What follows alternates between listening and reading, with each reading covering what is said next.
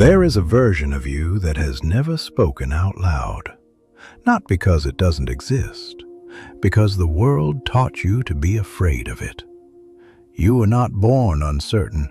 You were not born apologizing before you spoke, shrinking your ambitions to fit smaller rooms, laughing at your own dreams before anyone else could laugh at them first. That was learned. Carefully, quietly, systematically learned. Through every moment someone made you feel that being fully yourself was too much, too intense, too ambitious, too real. And here is what nobody tells you about that process. It doesn't feel like damage while it's happening. It feels like maturity. It feels like wisdom. It feels like learning how to survive in a world that doesn't always celebrate the people who refuse to disappear. But there is a price. And eventually, the body always sends the invoice. Carl Jung spent his life studying the architecture of the human mind, and what he discovered terrified him far more than any external darkness. He found that the most dangerous prison a human being can inhabit is not built from iron or stone. It is built from identity, from the careful, desperate construction of a self that other people will tolerate, a self so practiced at existing for others that it eventually forgets it was ever its own. Most people think believing in yourself means confidence, standing taller, speaking louder, looking fearless in front of others. But that is not belief. That is performance. And the terrifying thing about performance is how seamlessly it can replace the real thing, until one day you are performing so convincingly that even you cannot find the person underneath. Real self-belief is far darker than people imagine, because the moment you truly begin trusting yourself, not performing trust, not faking certainty, but genuinely listening to your own interior compass, you stop needing permission from the world. And that quietly threatens everyone whose identity depends on your obedience. Jung once wrote that the privilege of a lifetime is becoming who you truly are. But what he did not say directly is that this transformation almost always begins with a specific kind of pain, not the pain of failure, but the pain of recognition. At first, nothing dramatic occurs. You simply begin noticing things. The way certain people only appreciate you when you remain uncertain. The way your confidence becomes arrogance the moment you stop undermining yourself for their comfort. The way some relationships feel suddenly unstable when you stop diminishing your presence to protect someone else's ego. And slowly, a disturbing realization begins to form. Many people never loved the real version of you. They loved the version of you that questioned itself, because self-doubt makes people predictable, manageable, safe. A person who genuinely believes in themselves becomes extraordinarily difficult to manipulate. That is why so many individuals unconsciously dismantle their own confidence before the world even has the opportunity to challenge it. They learned early that visibility creates vulnerability, so they became smaller, quieter, easier to digest. The tragedy is that after years of practicing this disappearance, they no longer recognize it as a performance. They name it humility. They call it being realistic.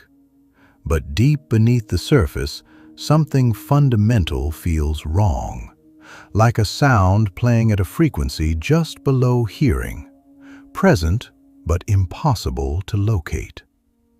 Jung believed the human mind contains what he called the shadow, the rejected dimensions of ourselves buried beneath layers of social conditioning and survival strategy. Most people imagine the shadow as something violent: rage, envy, cruelty. But sometimes the shadow holds your ambition, your intelligence, your intensity, your potential. The parts of you that other people, through repeated subtle signals, taught you to suppress. And here is what makes this genuinely terrifying. The longer you betray yourself, the more resentment begins seeping into your character in ways you cannot consciously detect. You become drained in the presence of successful people, defensive around those who carry natural confidence, quietly suspicious of anyone who appears to live without apology. Not because you despise them, because they reflect the version of yourself you surrendered a long time ago. If you can feel that version of yourself still waiting, drop 11 inches. The comments. 11 is the number of awakening, of remembering who you were before the world told you to be less. People do not resent your weakness. They resent the possibility that you might outgrow them. And somewhere in the quiet corners of your life, you already know exactly which people become uncomfortable when you begin evolving. That awareness, that specific, uncomfortable awareness, is precisely where real transformation begins. Not with motivation, not with a dramatic decision, with recognition. There is a moment that occurs silently inside certain people. No applause accompanies it, no visible breakthrough, no cinematic shift in lighting, just a strange, disorienting alteration in perception. They begin understanding how much of their personality was assembled purely for survival. The agreeable tone, the constant explaining, the nervous laughter at inappropriate moments, the automatic apology before every sentence. None of it was accidental. It was adaptation, because somewhere in childhood, in adolescence, in a specific moment of humiliation or rejection, they absorbed a dangerous psychological principle. Being fully yourself can cost you love. So the mind develops what Jung called the persona, the social self constructed to function within society's unspoken expectations. The persona is genuinely useful until you forget it is a construction. That is when the performance absorbs the identity entirely. You begin monitoring every word before it exits your mouth. You analyze facial expressions the way a soldier reads a landscape for hidden threats. You become consumed by the desire to be understood while simultaneously concealing everything authentic about yourself. And eventually, something fractures internally, because the human mind can endure pain far longer than it can endure self-betrayal. This is precisely why certain people experience a profound and unexplainable emptiness, even when life appears functional and stable. The difficulty is not external failure. The difficulty is internal disconnection. A person can survive rejection, but surviving years without authenticity gradually produces a specific kind of psychological numbness. And numb people become dangerous in subtle ways. Not violent, simply hollow. They abandon the pursuit of what they genuinely desire. They settle into routines that steadily consume their vitality. They remain in relationships where their spirit quietly diminishes, in exchange for the temporary security of emotional familiarity. Then, one morning, they encounter a realization so clear it cannot be ignored. They became someone they would never admire. Kindness without limits quietly instructs people in how to exploit you. Most people discover this far too late. Initially, others celebrate your patience. They praise your understanding nature. They admire your capacity to tolerate disrespect with composure. But beneath the surface of social courtesy, human beings instinctively examine limits. Not consciously, not with deliberate cruelty, simply naturally. And when you consistently sacrifice your own requirements to preserve harmony, people gradually cease perceiving you as someone with boundaries. They begin perceiving you as emotional infrastructure, something dependable, something endlessly accessible, something that exists primarily for their comfort. The unsettling truth is that extreme self-sacrifice rarely produces genuine respect. It produces unconscious entitlement. This is why people are frequently startled when the quiet person finally transforms. The accommodating companion becomes distant. The patient partner becomes cold. The people-pleaser vanishes without offering an explanation. But the transformation did not occur overnight. It was years of accumulated silent resentment reaching a critical threshold. Because at the deepest level, every human being needs to feel real. And gradually, the soul begins rejecting every version of you that was constructed solely to accommodate other people's comfort. That rejection materializes as anxiety, as exhaustion without physical cause, as compulsive overthinking, as a depression that arrives without an identifiable source. The mind is intricate, but sometimes suffering is simply the psychological cost of abandoning yourself for too long. And the frightening element is this: most people never reconnect with who they genuinely are. They live inside their persona and eventually die there. If this is reaching someone you care about, share this video with them. Sometimes the right words find people exactly when they need them most. And if you want to go deeper into Jung's psychology, subscribe to Carl Jung Philosophy. New insights every week. The peculiar thing about genuinely believing in yourself is that it rarely feels empowering at the beginning. It feels lonely. Because once you stop requiring constant validation, entire social structures begin reorganizing around you.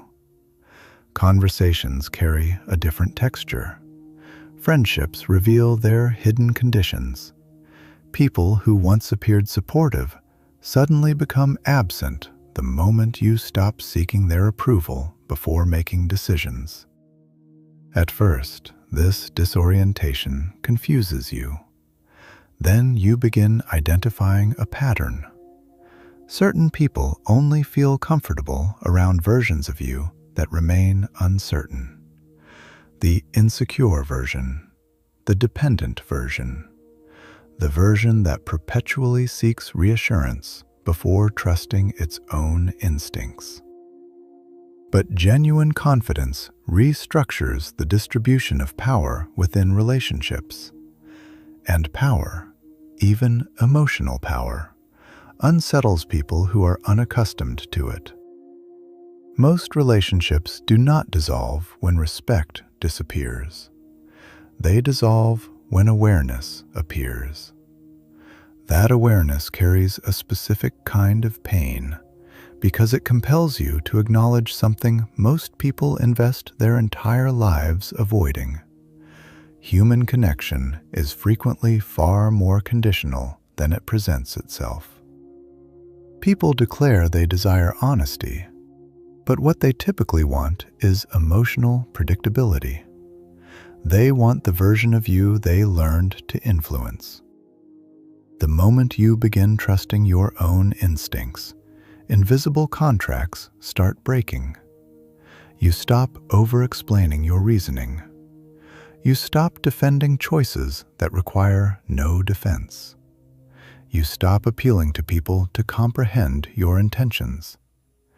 And strangely, this silence provokes more discomfort than any argument ever produced. Because self-belief generates emotional independence, and emotionally independent people are extraordinarily resistant to manipulation through guilt, shame, or the threat of rejection. This is precisely why Jung considered individuation, the process of becoming your authentic self, to be one of the most psychologically demanding experiences a human being can undergo. You are not simply discovering yourself. You are mourning every false identity that once kept you socially accepted. The compliant child, the endlessly agreeable companion, the version of yourself engineered to prevent conflict regardless of the personal cost.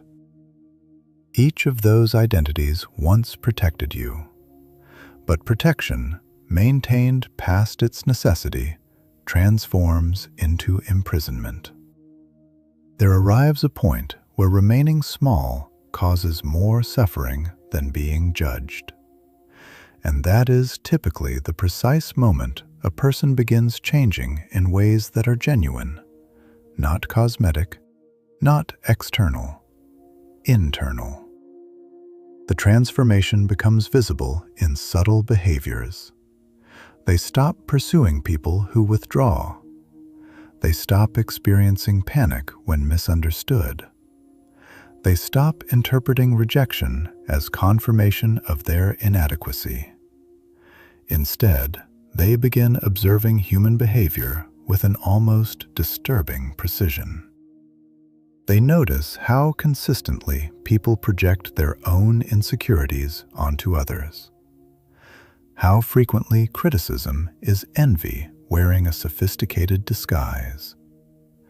How many social regulations exist purely to maintain psychological compliance. People who betray themselves long enough eventually lose access to what genuine desire even feels like. That is the authentic danger. Not failure, not rejection, but amnesia of the self. And once this understanding penetrates your consciousness, you cannot fully return to ignorance. You begin perceiving masks everywhere, in professional environments, within friendships, within family structures, even within yourself, especially within yourself, because the most resilient illusion to dismantle is the one you constructed to endure. Most people dedicate their existence to avoiding discomfort, but Jung understood something considerably darker. The dimensions of your personality containing the greatest potential are frequently concealed beneath the emotions you most consistently avoid. Fear, resentment, isolation, shame. Not because these emotions possess inherent nobility, but because they reveal precisely where your constructed self begins fracturing at its edges. A person who never questions their own inherited assumptions remains psychologically unconscious. They follow beliefs they never examined, fears they never chose, limitations they absorbed from people who were themselves limited. And ultimately, They confuse the familiarity of their conditioning with truth itself. That is why genuine self-belief produces such profound disorientation. It demands confrontation with the dimensions of yourself you spent years systematically suppressing. Not all apparent weakness is weakness. Sometimes it is exhausted strength that was never permitted to express itself. If you are ready to stop shrinking and start trusting the process, drop 444 in the comments. 444 means you are aligned, protected, and exactly where your growth needs you to be. Consider how many people secretly inhabit divided existences. Externally composed, internally furious. Externally sociable, internally isolated. Externally self-assured, internally consumed by the terror that no one would remain if the mask were removed. The human mind develops a remarkable sophistication for fragmentation. And over time, the performance becomes entirely automatic. You smile while experiencing emptiness. You say, "I'm fine," without registering the words as they leave your mouth. You continue patterns that gradually destroy your spirit because uncertainty feels more threatening than misery. Then something small occurs: a betrayal, a humiliation, an extended period of isolation, a moment when no one arrives to intervene. And strangely, that becomes the origin point, because pain carries a brutal capacity for exposing illusions. Suddenly, you perceive who becomes absent when you cease being useful, who only engages when they require emotional support, who grows uncomfortable the moment you begin assigning greater value to your own needs. And once these patterns become visible, they cannot be unseen. People are frequently loyal to the role you occupy in their life, not to the reality of who you are. That recognition permanently alters a person, not into cruelty, into observation, into a slower and more deliberate relationship with trust, into a decreased susceptibility to being captured by appearances, into an understanding that human beings rarely communicate themselves directly. They communicate through repeated patterns, persistent disrespect, subtle envy presented as humor, support that quietly evaporates precisely when you begin succeeding. The unsettling dimension of this is that many people already sense these dynamics intuitively. They simply suppress the awareness because acknowledging it would demand restructuring their entire existence. And transformation threatens identity. Even painful identities become addictive when they have been familiar long enough.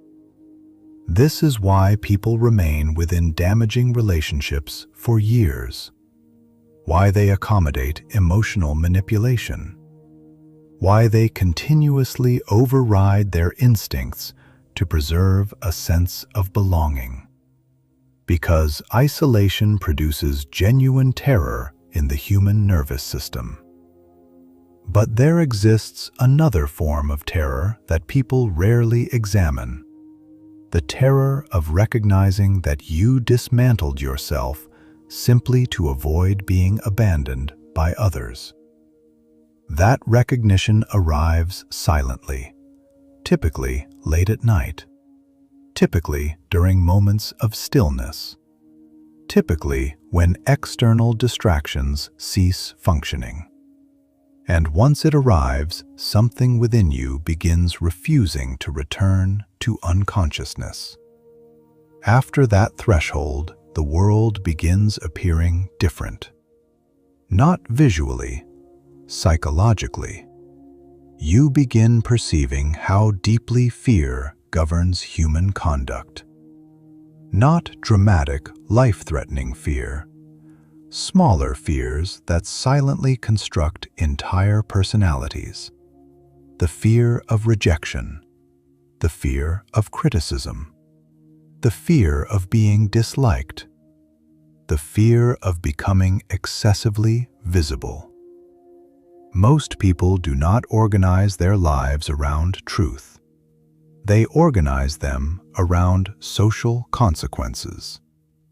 And once you recognize this, you begin comprehending why genuinely authentic people frequently make others uncomfortable.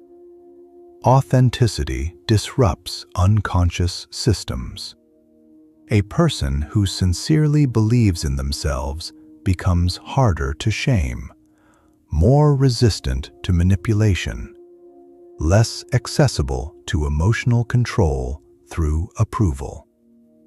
That freedom unsettles people who still depend on external validation to feel significant, particularly because genuine confidence reveals insecurity without requiring a single word. A man uncertain about his own worth becomes agitated by another man's certainty. A person confined within conformity silently resents someone who inhabits freedom. An insecure companion subtly undermines your development, while presenting the behavior as protectiveness, not always with deliberate intent. Human beings are extraordinarily skilled at unconscious behavior. Sometimes people obstruct others simply to preserve their own psychological equilibrium, because your transformation compels them to confront their own stagnation. And most people would considerably prefer criticizing growth over questioning their own constraints. People frequently attack in others precisely what they surrendered within themselves. This is why self-belief restructures your social reality so fundamentally.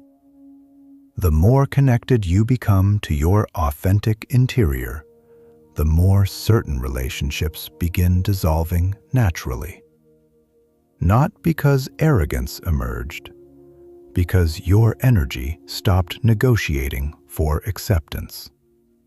You stop laughing at disrespect to prevent tension. You stop compressing your ambitions to accommodate insecure people.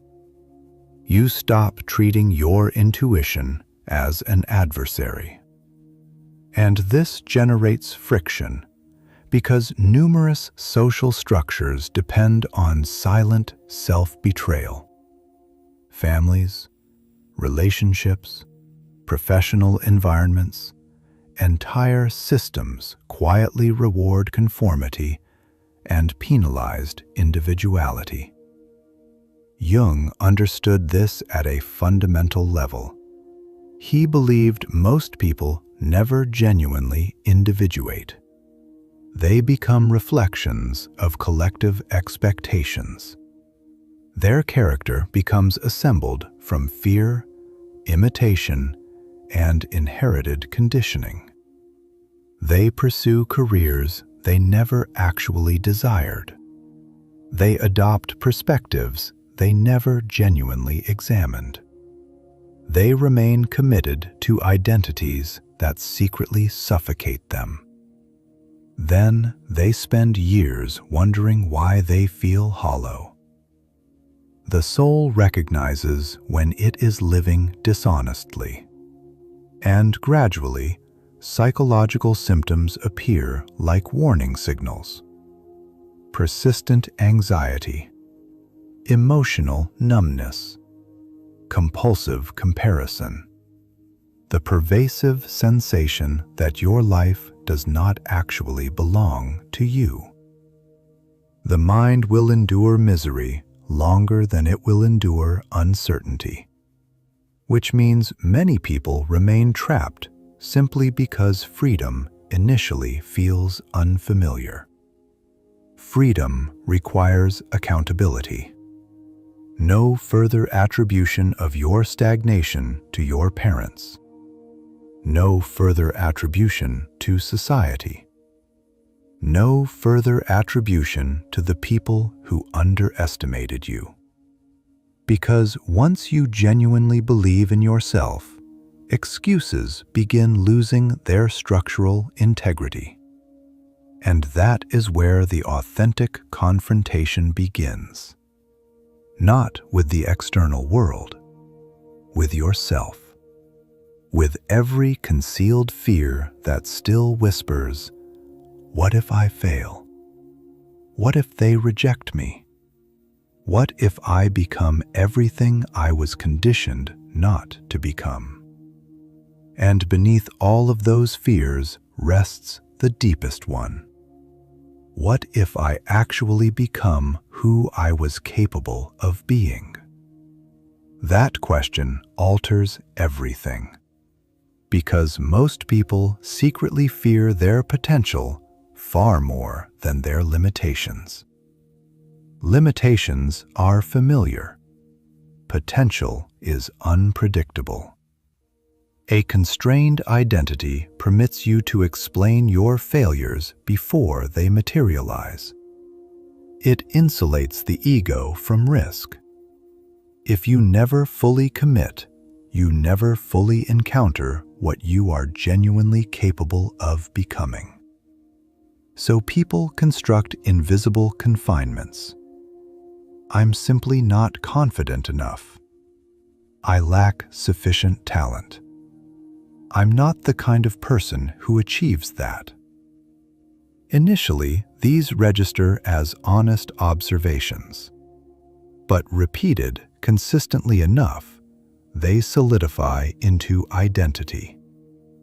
And identity carries danger, because the mind will defend it even when it perpetuates suffering. A person who believes they are unworthy gravitates unconsciously toward disrespect. A person convinced of their inadequacy avoids situations that require them to demonstrate strength. A person dependent on approval gradually loses the capacity for independent thought. Not because fate controls their trajectory, because their perception does. Jung articulated this with extraordinary precision. Until you make the unconscious conscious, it will govern your life, and you will mistake it for fate. Most people never recognize how much of their behavior operates automatically. They believe they are choosing, but frequently they are simply reacting to childhood conditioning, to remembered humiliation, to fear, to invisible emotional wounds that continue directing their nervous system years after the original injury. This is why two people can inhabit the same room and encounter entirely different realities. One perceives opportunity, the other perceives judgment. One speaks without restraint, the other monitors every syllable. One treats rejection as temporary information, the other interprets it as permanent evidence of inadequacy. Reality reorganizes itself around identity. Once you understand this, you begin recognizing that believing in yourself is not optimism. It is psychological resistance against years of internal conditioning. Every moment of genuine self-respect becomes an act of defiance against the version of you constructed through fear. That version will not withdraw quietly. It resists. It instructs you to remain invisible, to avoid exposure, to stay acceptable, to silence yourself before others can reject you. And the genuinely terrifying element is how persuasive that internal voice sounds, because it has protected you for years. But protection and imprisonment frequently present the same appearance. The mind confuses security with survival, even when the environment no longer poses a genuine threat. So you continue carrying emotional armor long after the conflict concluded. Hypervigilance, compulsive overthinking, relentless self-monitoring. You identify it as personality, but frequently it is unresolved fear wearing the disguise of identity. And if a person remains confined within this state long enough, resentment begins consuming them from the interior, not exclusively toward others, toward themselves. Because at a deeper level, they know. They know every moment they remained silent when speaking was necessary. Every aspiration surrendered for social approval. Every instinct suppressed to preserve belonging. The human soul maintains records of these betrayals. This is why certain people feel utterly depleted even when they have exerted no significant physical effort. They are carrying accumulated years of suppressed identity. Then one day, typically after sufficient disappointment, sufficient isolation, sufficient internal friction, something shifts. They stop asking, "Will people accept me?" And they begin asking something considerably more consequential. Can I respect myself if I continue living this way? That question marks the beginning of psychological separation. Not separation from society, separation from illusion. Because once self-respect becomes more essential than approval, human behavior reveals itself with startling transparency. You observe how consistently people perform versions of themselves to secure acceptance. How many exchanges are propelled by status anxiety, insecurity, or concealed competition. How infrequently people communicate what they actually mean. The social world begins feeling like theater. Everyone performing, everyone adjusting, everyone protecting an identity they hope will eventually be accepted. And beneath it all sits a quiet desperation, the consuming need to feel significant. This is why validation carries such extraordinary power over people. Attention temporarily silences the fear of invisibility. Approval functions as emotional anesthesia, but anesthesia is not healing. The relief never persists, so people pursue more attention, more reassurance, more external confirmation that they matter. And in the process, they gradually relinquish authority over their own identity. If you are done living for approval and ready to reclaim your identity, drop 777 in the comments. 777 means you are divinely guided, and the life you were meant to live is already finding its way back to you. A person who depends entirely on external validation becomes psychologically owned by public opinion. This is why criticism devastates certain people so completely. It does not merely wound them, it destabilizes their entire architecture of self. But when someone begins believing in themselves at a foundational level, criticism undergoes a change in meaning. It still produces pain, but it no longer defines reality, because internally, something solid has finally formed. Not ego, alignment. The distinction between these two states is vast. Ego requires superiority. Alignment requires truth. Ego collapses when challenged. Alignment becomes more defined through challenge. Most people never encounter this distinction because they invest their lives constructing personalities around appearances rather than authenticity. Jung believed the heaviest burden a child must carry is the unlived life of the parents. Consider how many fears are simply inherited. Parents who abandoned their own aspirations unconsciously transmit caution as wisdom. People shaped by their own wounds teach emotional avoidance as protection. Insecure people teach conformity as safety. Entire generations transmit survival mechanisms in the disguise of guidance. Don't attract too much attention. Be realistic. Remain within safe boundaries. Don't think too highly of yourself. And gradually the individual spirit becomes domesticated. Not eradicated, just contained. Sufficient to function, sufficient to comply, sufficient to endure. But endurance without meaning eventually produces psychological starvation. And that starvation manifests differently across different people. Some become chronically anxious.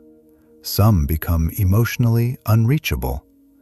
Some develop a compulsive relationship with distraction. Some embrace cynicism because it feels considerably safer than genuine hope. But beneath all of it rests the same hidden wound. They never became themselves. People can sense when someone has abandoned their own spirit. There is a specific weight to them, a persistent bitterness, a recurring compulsion to criticize those who still carry freedom, ambition, or authenticity. Because authenticity functions like a mirror, and mirrors become painful when someone has spent years deliberately avoiding their own reflection. The unsettling reality is that many people would rather challenge your transformation than confront their own emptiness. Not because they harbor personal hostility toward you, because your growth exposes the life they agreed to accept. And nothing activates unconscious resentment more efficiently than witnessing someone escape a psychological confinement you still inhabit. The moment you truly begin believing in yourself, you stop requesting permission to exist. And for certain people, that is unforgivable. So perhaps believing in yourself was never about becoming louder than the room. Perhaps it was about developing the courage to stop abandoning yourself in silence, to stop apologizing for the space you occupy, to stop editing your existence down to a size that makes other people comfortable. Because the most formidable person in any room is not the loudest one. It is the person who no longer requires approval to recognize their own worth. The person who perceives manipulation clearly and does not pretend otherwise. The person who understands human nature without being consumed by bitterness. Someone who finally stopped betraying themselves simply to remain accepted. Most people will spend their entire lives wearing their masks so completely, with such practiced consistency, that they eventually forget there was ever a real face beneath. They will continue performing, adjusting, apologizing, shrinking, until one day they look back across the years they were given and realize they spent them becoming someone else's idea of acceptable. But a small number of people eventually awaken, and the awakening is not glorious. It is not comfortable. It arrives not as a revelation, but as a quiet, undeniable refusal. A refusal to keep choosing the version of yourself that requires the least courage. That refusal is terrifying, because it demands everything the performance protected you from: vulnerability, visibility, the genuine possibility of rejection, not the performance of rejection, but real exposure, real risk, real life. And yet, on the other side of that refusal is something most people spend their entire existence searching for in the wrong places.